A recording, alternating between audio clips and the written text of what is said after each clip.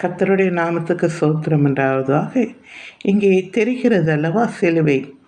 இந்த சிலுவையின் அகலமும் உயரத்தையும் காட்டிலும், நீளத்தை காட்டிலும் இயேசுவின் அன்பு அளவிட முடியாது.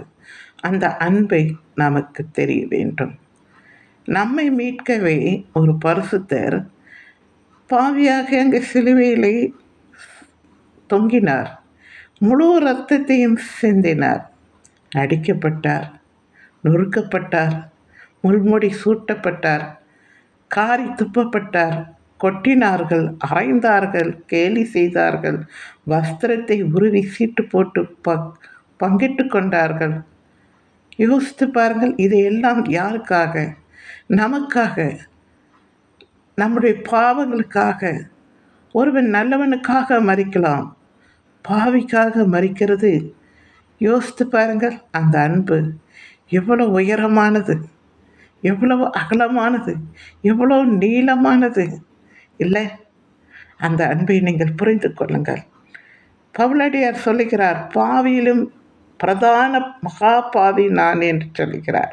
வேதத்திலே ஒருவன் சொல்லுகிறான், தலை நிமிர்ந்து பார்க்க முடியாமல், அது சிலுவையை, இயேசு கிறிஸ்துவை தலை நிமிர்ந்து பார்க்க முடியாமல், பாவியாக என்மேல் கிருபையாயிரும் என்று அவன் கதறுகிறான், அழுகிறான், தலை குனிஞ்சு அழுகிறான்.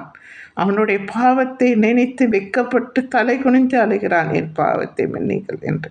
நிமிர்ந்து பார்க்க முடியாமல் நாம் என்ன செய்து கொண்டே இருக்கிறோம்? இன்னும் துணிந்து பாவத்தை செய்து கொண்டே இருக்கிறோமா? நம்ம கண்களினாலும், கைகளினாலும், கால்களினாலும் விரைந்து செய்து கொண்டே இருக்கிறோமா? சாராயத்தை நோக்கி ஓடிக்கொண்டே இருக்கிறோமா? சிகரெட்டை கையில் எடுக்கிறோமா? பான்பராக்கு கஞ்சாவை எடுத்துக்கொண்டே இருக்கிறோமா? கத்தி எடுத்துக்கொண்டே இருக்கிறோமா? வெறித்தனமாய் வாயிலை கெட்ட வார்த்தை சாபத்தையும் சொல்லிக்கொண்டே இருக்கிறோமா? கண்ணி நிச்சய இருதயத்திலே சிந்தனை, அருவருப்பான சிந்தனைகளை ஃபோனிலே பார்த்து கொண்டே இருக்கிறீர்களா?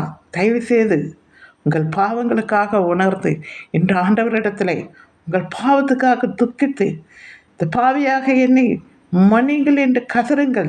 இனி நாட்கள் இல்லை. பாவிலும் பெரிய பாவி நாம் இல்லையா? சவுலடியார் சொன்னது போல தானே? அதை நீங்கள் புரிந்து கொள்ளுங்கள். நாம் எப்படிப்பட்ட பாவி, ஆனால் தேவனுடைய சன்னிதானத்திலே துணிந்து போய் கோயிலுக்கு போகிறோம். துணிஞ்சு எல்லாத்தையும் ஆலயத்திலே நடந்து கொண்டு இருக்கிறது. தயவுசெய்து உங்களை தெரிந்து கொள்ளுங்கள், இல்லை அந்தோ பரிதாகும். தேங்க்யூ.